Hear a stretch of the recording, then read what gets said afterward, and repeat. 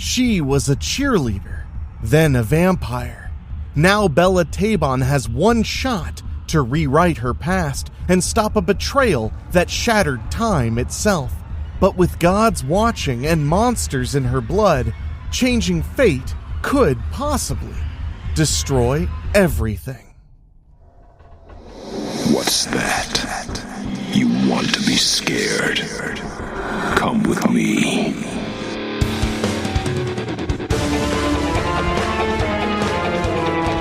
You will experience tales of horror, ghosts, and death. It is not recommended for the weak at heart. Listen in the dark. It's more fun that way. This is Weekly Spooky.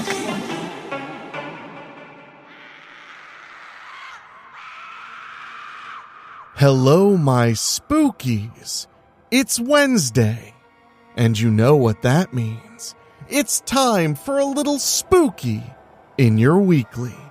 I'm your host and narrator, Enrique Couto, and tonight, we are bringing you the final piece of our summer saga, Deadly Second Chances. So if you haven't, make sure you listen to the last 4 Wednesdays' shows. And of course, at the beginning of the program, we'll give you a little rundown of what all has happened so far. But before we get to that, I want to say thank you so much for listening to the program. It really does mean so very much to me. And I hope you're enjoying a little spooky in your summertime as we get very excitedly closer to fall. And if you want to support us in a very direct way, you can head to weeklyspooky.com/join. It's the best way to guarantee all the weekly spooky content you like keeps going and going for another 6 years and beyond. So head to weeklyspooky.com/join. Get bonus episodes and so much more at weeklyspooky.com/join. But now, as for tonight we face the final chapter.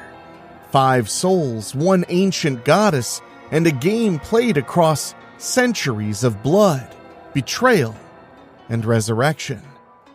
Bella Taibon is the last hope of Strickfield, a cheerleader turned vampire warrior with one chance to rewrite her destiny, to stop the Hellweaver from escaping Perdition forever. But when family secrets run deeper than blood, and the dead won't stay buried, the price of a second chance can get mighty expensive, and it might just cost the fate of the multiverse. So get cozy. Our finale starts right after this.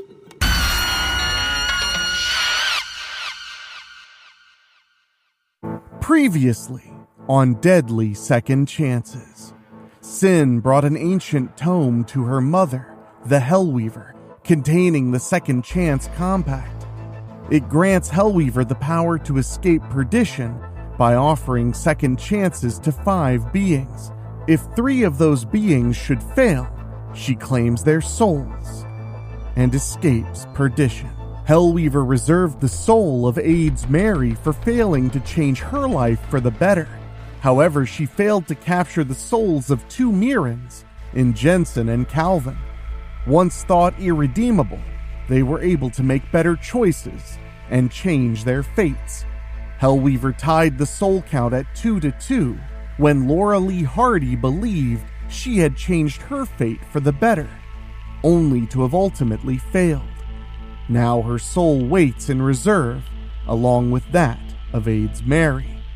Hellweaver has left Perdition in her astral form to make her final second chance offer to the one and only Bella Taibon in the conclusion to Deadly Second Chances by Rob Fields.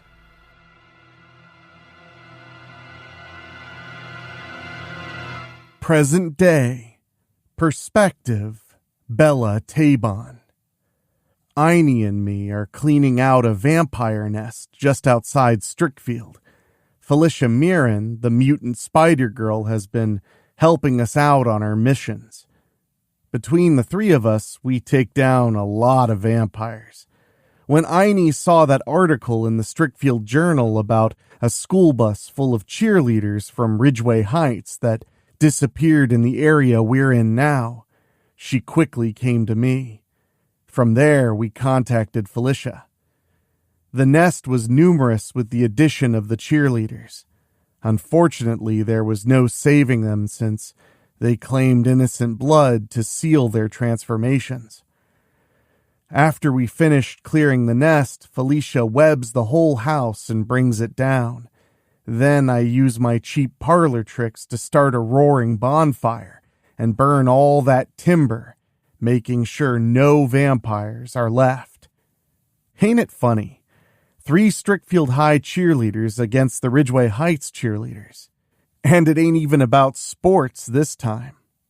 Suddenly, a bright light appears near us. If I could pee, I'd have wet myself. "You!" I shriek.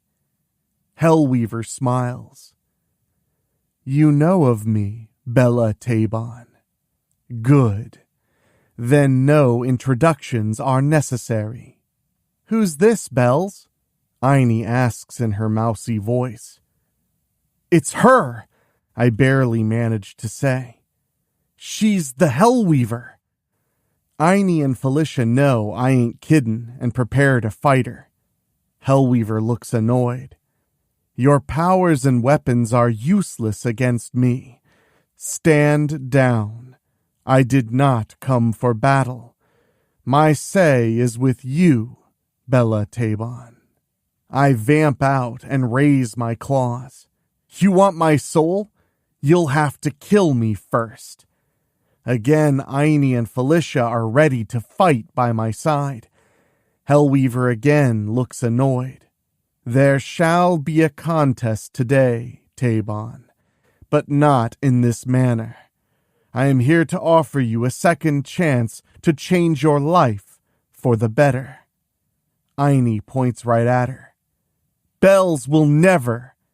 I shift back to my human form and quickly raise my hand. "Aini, don't provoke her. You got no idea what Hellweaver here is capable of." "Wisely spoken," the demonic goddess says. I show her I got brains too. "You think I don't know what you're doing? I don't know how you found our family's lost tome, but I know you're using the Second Chance Compact." "Quite correct," Hellweaver assures me.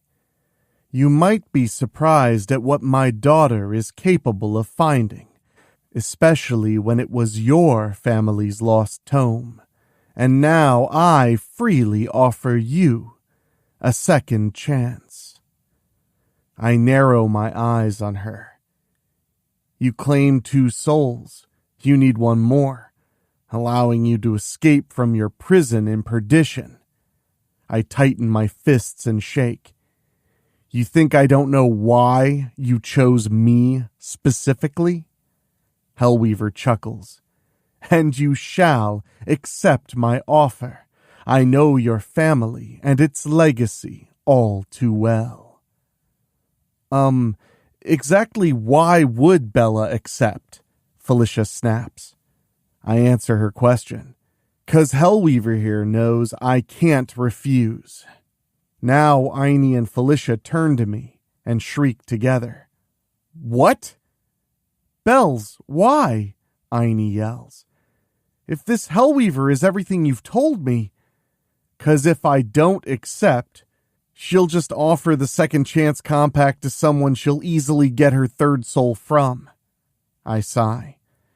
"I can't allow Hellweaver to escape Perdition.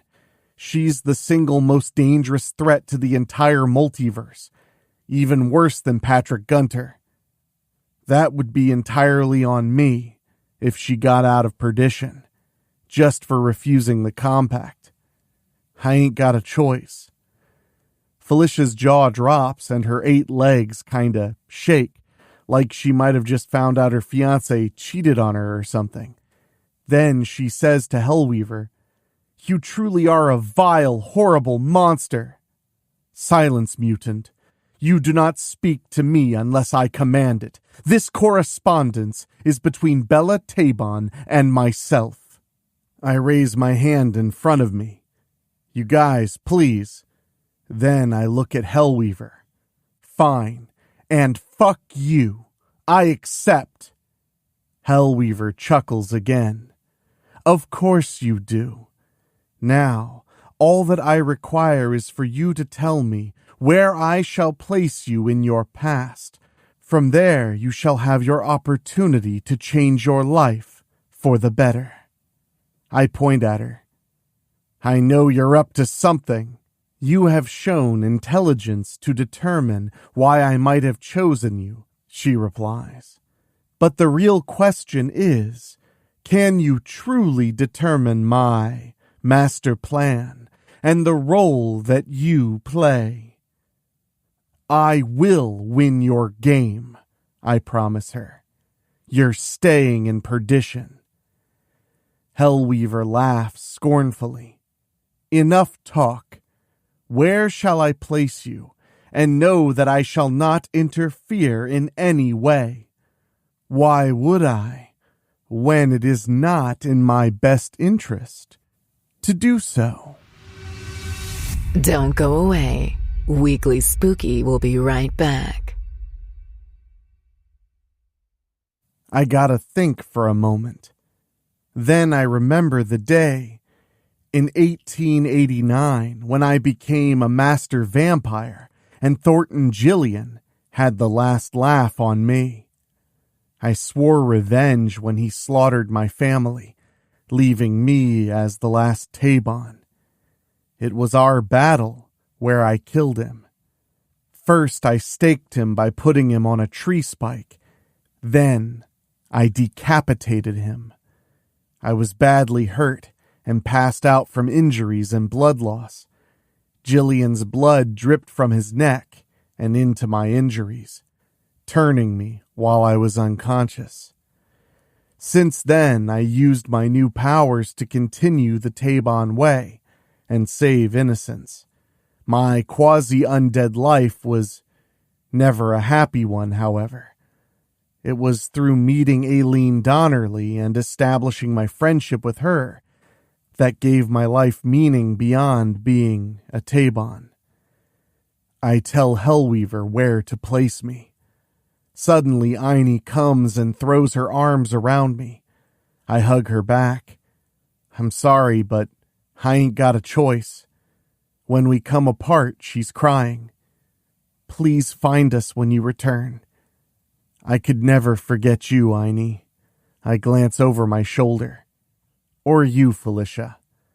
The giant spider points right at me. You just make damn sure you win. I look at Hellweaver. I'm the last one. You can only offer the compact to 5 beings. When I beat you, you're gonna stay in Perdition. From there, you can't use the compact ever again.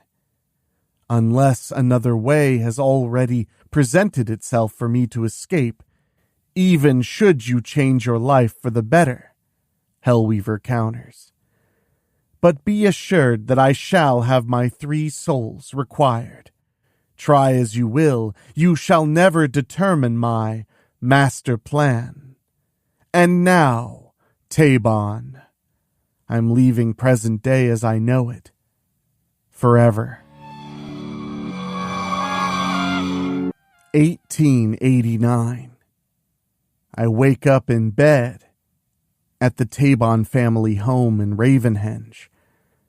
Suddenly, I smell the familiar scents of breakfast I'd never forgot in all my years here.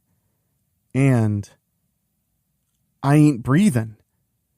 I shoot out of bed and go to my full-length mirror. When I don't see another me staring back, I'm confused. I should be human again in 1889, but I'm still quasi-undead. I'm still tainted with Thornton Jillian's vile blood. Also, I remember everything. Grams once told me the second chance compact lets you keep your current brain when you go back. My heart beats faster when I hear, "Hey, Runt, you coming down for breakfast?" That's Nicholas, my asshole older brother. Oh, but I don't care. I change my clothes and race downstairs to find the family in the kitchen. Graham's got breakfast ready. I go sit next to Gramps. "Better eat good, little devil," he tells me. "Then it's another day's training." "Yes, sir," I reply. It feels like a vividly beautiful dream, but soon the Freddy Krueger of my dreams rears her head. "Cassie?" I gasp. Cassie's a vampire alien hybrid from Trailond, her home world. Our family took her as a deal with Dracula to save Grams. Cassie's actually Dracula's daughter, and her mother was Trailond royalty. Cassie was only a year old when our family took her, and she looked like she was 4. She grew into a humanoid woman with long blonde hair past her ass and huge breasts much like other Trailond females. She eventually seduced Nicholas and started sleeping with him, unbeknownst to any of us, except for future me now. Cassie approaches the table and lowers herself enough to let Nicholas see her abundant cleavage, but her red eyes are right on me. Gramps says we're facing off today in training. She gives me her evil smile. "I'm going to fuck you up." Gramps stands up and points at her. "You will show respect to your family, Cassilia." Cassie stands back up and glares at him. Then she turns and leaves. Cassie's refused to eat with the family for some time now. I remember she's getting her blood from innocence, and she'll betray our family to Thornton Jillian. I gotta stop her. Unfortunately, Nicholas is too pussy-whipped to see through Cassie's evil.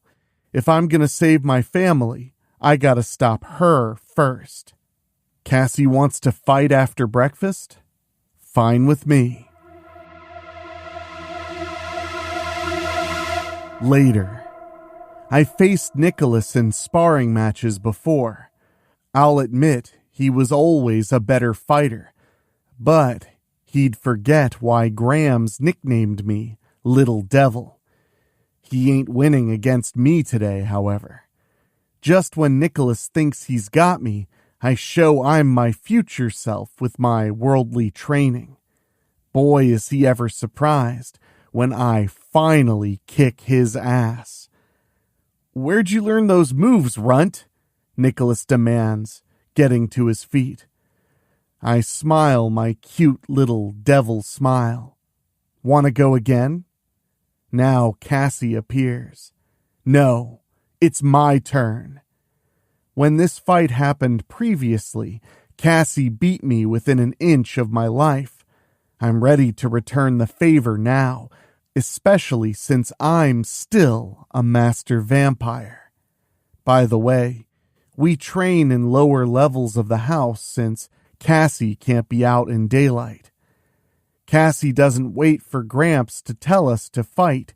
She comes at me and starts laying into me. She wants to kill me, 'cause I know the truth about her. When Cassie started refusing to eat with the family, I'd wondered how she survived. When I heard Shore Village long before it massively grew over the years to become Shore City, was finding dead bodies frequently. I knew. I investigated Cassie and found her washing herself in a lake. Her bloody clothes were on the ground, and she had blood all over herself. Unfortunately, I wasn't quiet enough. Cassie easily saw me with her night vision and gave me her evil stare, confirming what I knew about her, killing innocents for food. You're not safe yet. Weekly Spooky will be right back. Getting back to now, Cassie shows her speed and lands hits on me. She sure ain't pulling her punches. At one point, she clocks me good and knocks me on my ass. I'm quickly back on my feet and lay into Cassie myself. Oh, the look on her face when she sees I ain't just gonna stand there and die for her. I love being my future self here. The more Cassie and me fight, the more our hatred for each other comes out. Cassie's learned from Gramps' training sessions for sure, 'cause she's giving me a good fight. But this ain't no sparring match.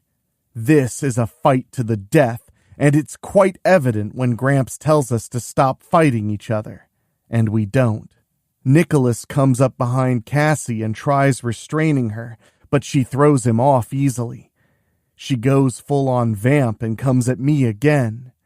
Today, you die, Bella. Now we're truly locked in mortal combat.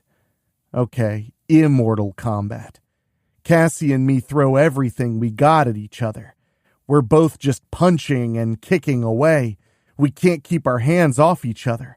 All the hate we feel is coming out here. We don't even listen to Gramps when he orders us both to stop, especially when we're damaging shit.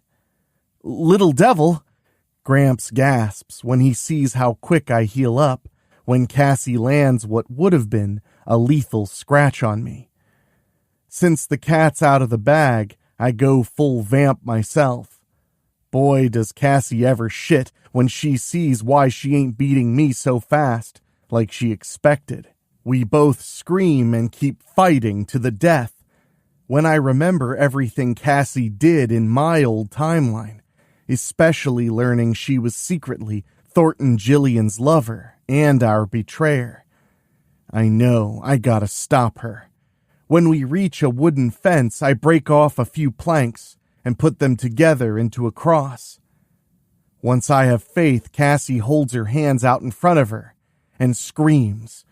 Then I touch my makeshift crucifix to her hands. Note, this does not work on me, along with the other vampire weaknesses. Get away from me! Cassie shrieks, jumping back. Get away! Talk about sweet revenge. Cassie failed to kill me just like before. Now she sees her hands are burned and glares right at me. This isn't over, Bella. I will kill you, she swears. All of you. Gramps has finally had enough of Cassie and banishes her from Ravenhenge. The deal with Dracula be damned. Cassie's still vamped out, ready to attack Gramps. I don't even think twice about it and warp in between Cassie and him. I groan a little when Cassie swipes her claws and catches me under my chest. When I heal up again, I know I gotta stop her, and I especially don't care about the pact with Dracula. This is my family. With all the determination and hate I feel for Cassie, I scream and drive one of the fence posts right through her heart. Cassie gasps and just stares right at me. Eventually, she falls onto her back and passes out. Gramps and Nicholas are still shocked at seeing I'm a vampire myself. That's when Grams appears next to me. That's right, she's a vampire herself. Should have been obvious seeing she looks 20 years younger than Gramps. That was the deal Dracula made with him after Thornton Jillian put Grams on death's waiting list. Dracula couldn't have played the devil's advocate any better that day. He promised Gramps he would save Grams if the family would take his daughter and keep her safe. He didn't even care if Gramps trained her as a Taibon. Truly, Dracula cared for Cassie enough to entrust her to an enemy like Solomon Taibon, the patriarch of our clan. As a Taibon, Gramps would have said no, but Anathea was his soulmate, and he couldn't bear to be without her. He knew we kids couldn't either, and accepted the deal. Dracula sired Grams, and taught her the vampire ways before releasing her back to Gramps. Even though she was a vampire now, Grams was still Grams. Dracula handed Cassie over to Mom and Dad. Thornton Jillian eventually learned of Cassie and planned his attack. When Gramps figured Jillian was targeting Cassie, he contacted Mom and Dad and told him to bring all of us kids to Ravenhenge immediately. Long story short, Jillian intercepted my family. Mom and Dad fought against him valiantly, but Jillian killed them both. Before he could kill Nicholas and me and take Cassie, Gramps and Grams arrived and fought him off. Okay, Cassie had no part in killing my parents, but she just never seemed to care. This was why I refused to call her family or cut her a break. We would learn Cassie's alien half rendered her unable to care, and being a vampire made her much worse. She couldn't be redeemed. The older she got, the more evil she became, the more she only cared for herself. "Come with me, little devil," Grams says in her motherly tone, and takes my hand. Just touching Grams again, I can't help myself and come into her arms and cry. "Oh, honey," she murmurs, holding me close. After I release my pain and anxiety of carrying my family's deaths with me all these years, I finally come out of her arms and face her. Then, out of the corner of my eye, I see Cassie starting to move. "Let's take Cassie to the dungeon and lock her up, Nicholas," Gramps tells him. But then, the stake comes out of Cassie, like something was literally pushing it right out of her. Suddenly, Cassie gets back to her feet and vamps out again. "I'm going to drink you up," she hisses at Gramps and Nicholas. Did you hear that? Better check the locks on your doors. Weekly Spooky will be right back. I vamp out again myself. "Like hell you will." Cassie and me leap at each other again. She's so determined to kill the rest of the family that she becomes that much more dangerous. She claws my face, temporarily blinding me. I feel my healing factor working. When I hear Cassie howling insanely, I quickly leap her way. I feel myself collide with her and take her down. That's when I have my eyes back. Now the family watches as Cassie and I continue our fight to the death. Cassie's no master vampire, but her alien side makes her just as strong as me. We continue our fight into the later afternoon. We're both unstoppable and can push ourselves further than mortals. So much hatred between her and me. I haul off on Cassie and give her everything I can throw at her.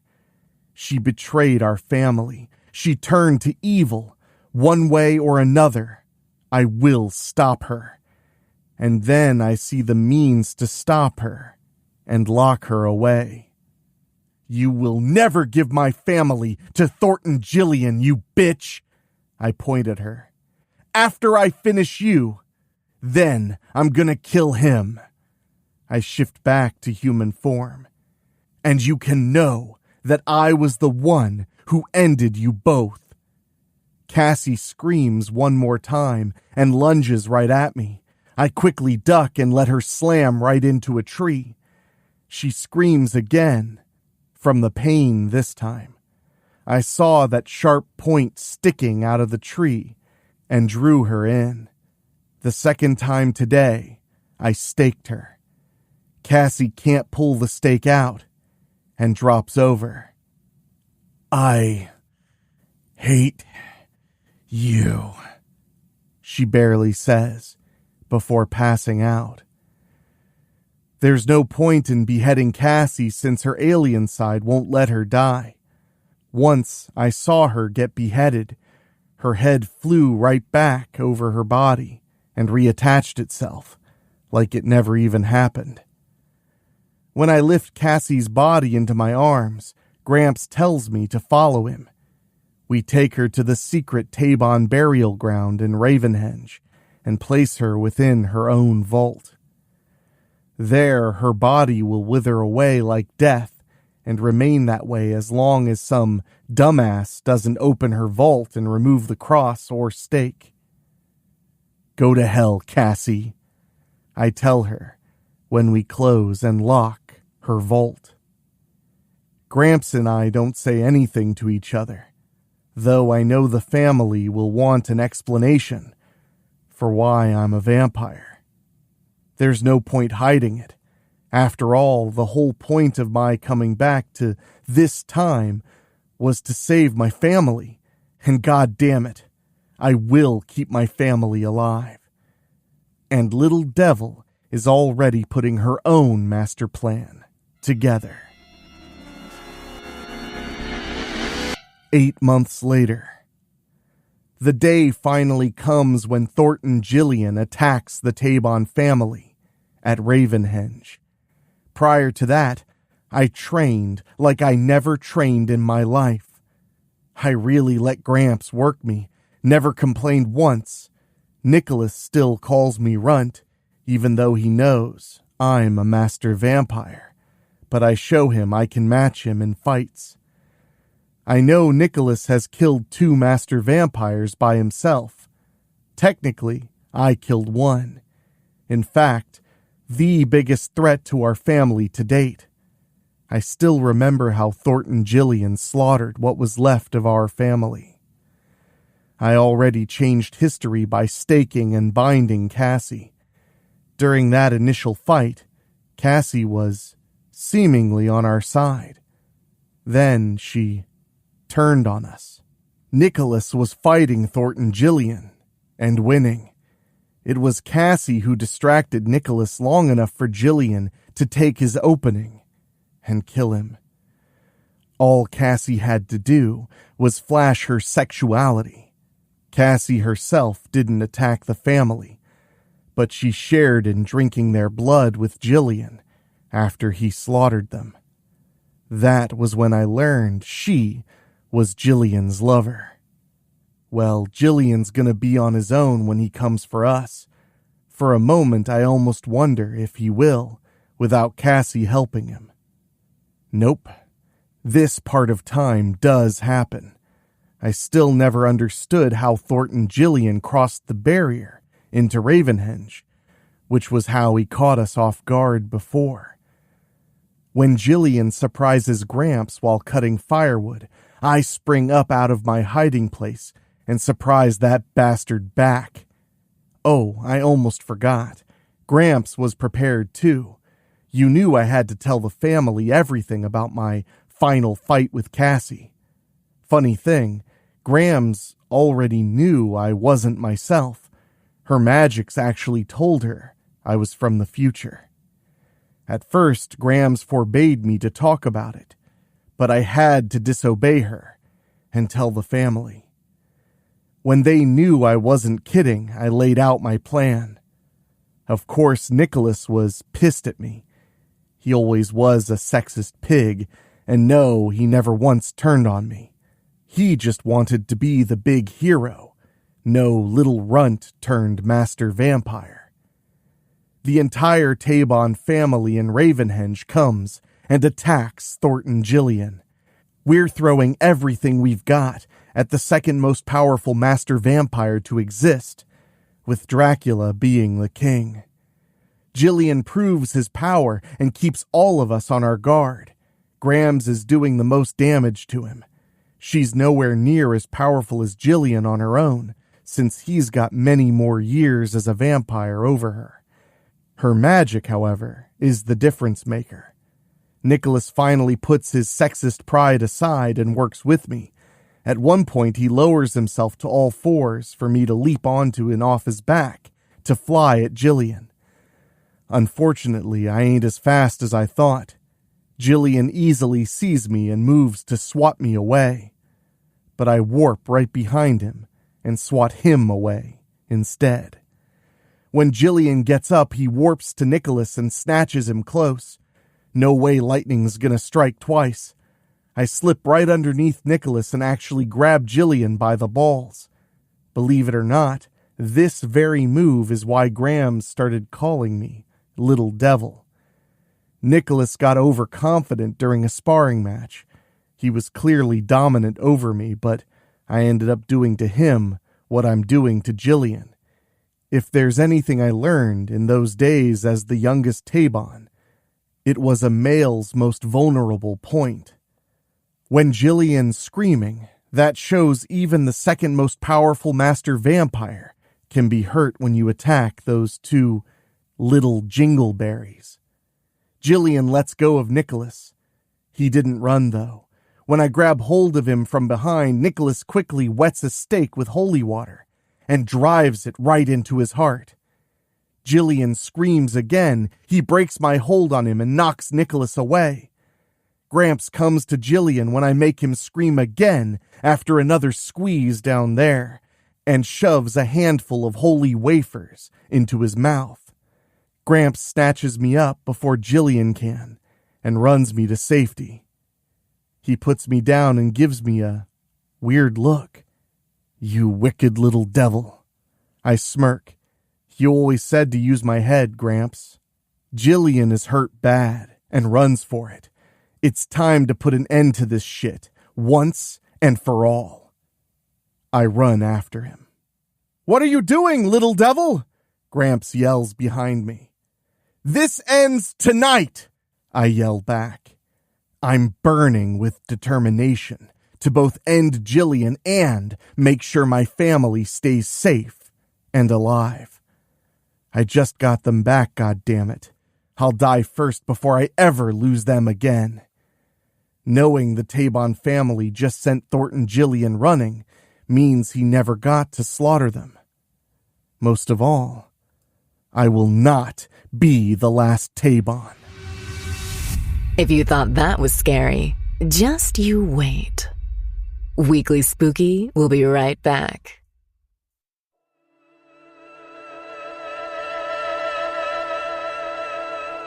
One hour later, I finally find Thornton Jillian at one of his nests.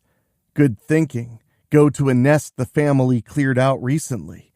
Problem is, we Taibons don't have stupid tattooed to our foreheads. When Jillian sees just little old me, he smiles like it's Christmas. "You never should have come at me alone, little girl." I ain't even the least bit scared. A lot has changed since the last time you and me danced together, asshole. Now I'm gonna show you just how much. Jillian gives me a weird look. "You truly are a fool, Taibon. Had you and I ever battled 1-to-1, I would have easily slain you." He bares his claws and vamps out again. "As I shall do this very night." Soon the two of us are showing our considerable skills. Jillian seems surprised by my martial arts moves, even more surprised when I can match him for strength. Having my future brain and all my powers is a real difference maker. Like with Cassie, Jillian and me have a hell of a fight. Too bad I don't have any of that liquid sunlight from when we had our final fight in my original timeline. Determination fuels me when I'm proving to be the dominant against him. I'm beating the living shit out of him. At one point, Jillian grabs hold of me and slices me below my chest, just like he did during our original final battle. I'm bleeding fast, but not for long. Thornton Jillian will die this day. I will make sure my family lives. Know this when you die, you son of a bitch. You made me into what I am today. It'll be your own power that'll be the end of you, here and now. Suddenly, Jillian roars and gets back to his feet to snatch me to him. I break his hold on me and grab him. I turn him around and throw him into the very same tree where I ended him in my original timeline. Jillian screams when the sharp branches come out through the front of his chest. He tries to pull himself free, but I don't let that happen. He glares right at me as blood seeps out of his mouth. I shall return, Bella Taibon. I shall find you and make a new, more powerful tribe using your womb. I raise my hands and give Jillian 2 middle fingers. I can never have children. You saw to that yourself in a former life. And now, I throw as much of my hatred and rage into my final blow against Jillian as I possibly can and knock his goddamn block clean off. His head goes flying several yards into a field. I quickly move and retrieve the head. I return to Jillian's slain body and use my cheap parlor tricks to set the body on fire. Then I drop the head and set it on fire too. I know now that Hellweaver will never claim my soul, since I know I've bettered my life. I've saved my family, and the Taibon family bloodline is guaranteed to live on. I hope you burn in everlasting pain and suffering while you're in hell, Jillian. 2020. A part of me wondered if Hellweaver would come for me at some point.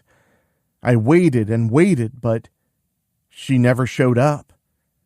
I ultimately wouldn't return to the present I remembered until I got there on my own through the natural course of time. Even though I killed Thornton Jillian and burned his body twice, I'm still a master vampire. I don't get it. If Hellweaver returning me to 1889 didn't restore me to human, then shouldn't killing Jillian myself have restored me to human again? But no, I still have all my powers. I even learned some new ones over the course of my do-over. I guess Thornton Jillian still has the last laugh on me after all. I returned to my family and told them what happened. Oh, did I ever catch hell from everybody for going after Thornton Jillian all on my own. On a more positive note, since I still have my monstrous appetite, I can enjoy more of Graham's home cooking. Believe me, she don't mind feeding me. Speaking of time itself, I would eventually lose members of my family. Gramps and Nicholas both grew old and passed on when their times came. Grams did offer to sire them, but they refused. By the way, Nicholas and I each found companions and got married. Want to hear something really crazy? It was one thing for Nicholas and his wife to have kids since they're both mortals, but I myself actually had kids of my own with my husband. I definitely have stories to tell you about my marriage. Still, I guess I shouldn't bitch since having kids is what keeps the Taibon family bloodline going. The kids Nicholas and I made with our spouses have since grown up and taken spouses of their own, and they are raising kids themselves. Then they took spouses and made babies too. As for Grams, she became the new head of the Taibon family. My sister-in-law, Veda, would die of old age a few years after Nicholas. After the family buried Veda, Grams and I left Ravenhenge. Graham's magics told her about strange things going on in the village of Strickfield, so we decided to move there. Since other vampires have been trying to get into Ravenhenge to gain Cassie's body, Grams figured it would be better if we took it with us and kept it locked away. Shh, it was only the wind. You're safe. Weekly Spooky will be right back.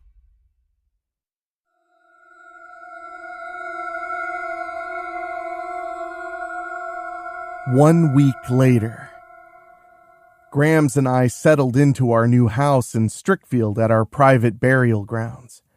Cassie's body is locked in its new home inside a new burial vault, where it'll be safe and secure. I know more and more that I changed my life for the better. I got my family back, right? And we're still growing. Speaking of family, I gotta keep my promise to Aini and Felicia and track them down. I still remember the exact times when I met both of them and can just position myself. Yes, there were other changes to my timeline, but many stayed the same. Hopefully things with Aini and Felicia can be the same again as before. I leave the house to run some errands for Grams when I'm crossing Gunter Square. There she is. Hellweaver's standing just ahead of me. She don't waste any time. I know you must think that you have defeated me, Bella Taibon. She raises her finger. I am here personally to assure you that you have not. I point back to her. I was your fifth and final soul in the compact. I changed my life for the better. You ain't getting my soul. Face it, Hellweaver. You lost. Hellweaver laughs scornfully. Yes, you have made quite the new life for yourself, Bella Taibon. However, suddenly this succubus-looking demon descends and lands next to Hellweaver. This is Sin, my daughter. She was the key to my salvation. This Sin looks just like her mother, only Hellweaver doesn't have a pointy tail. She's giving me a sinister smirk. That's right, Taibon, and now my mother is free at long last. I tighten my fists. Bullshit! I glare at Hellweaver. You came to me with the second chance compact. I accepted it and won, which means you stay imprisoned in Perdition. Hellweaver chuckles. I see that you require proof of my freedom. Very well. Suddenly, Hellweaver's on me and grabs me. She's far too powerful for me to break loose when she easily slams me into the ground with one hand. I can feel she ain't even trying as she beats the living shit out of me. Soon she pins me down. I can't break free. Are you satisfied now that I am no longer imprisoned within Perdition? Hellweaver asks. I did indeed gain the 3 souls that I required to finally escape Perdition. How the hell could you have done that? I demand. I was your final soul. I beat you. Now I hear Sin laugh. Hey, Taibon, you ever heard of loopholes? Ah, yes. Loopholes are so easy to find in print. Hellweaver agrees. It is true that I did not gain your soul. However, this was never about your soul, Taibon. You possess intelligence. Figure it out. What are you going to do? Kill me now? I yell. I could easily end your immortality this day, but I shall not. She lets me go and watches me get back up. Go, find and form your new battle guard. You have until I have completed a new reality sphere and am ready to finally claim the multiverse. How did you gain your 3rd soul if it wasn't me? I demand again. You owe me that. Hellweaver smiled. Very well. Believing that you might not retain your soul, one close to you offered to take your place. There is nothing written within the compact preventing that. Hence, the loophole. You were released from the second chance compact to live your new life as you chose, without consequence. Unfortunately, the one who agreed to take your place was not so fortunate, allowing me to gain my 3rd soul.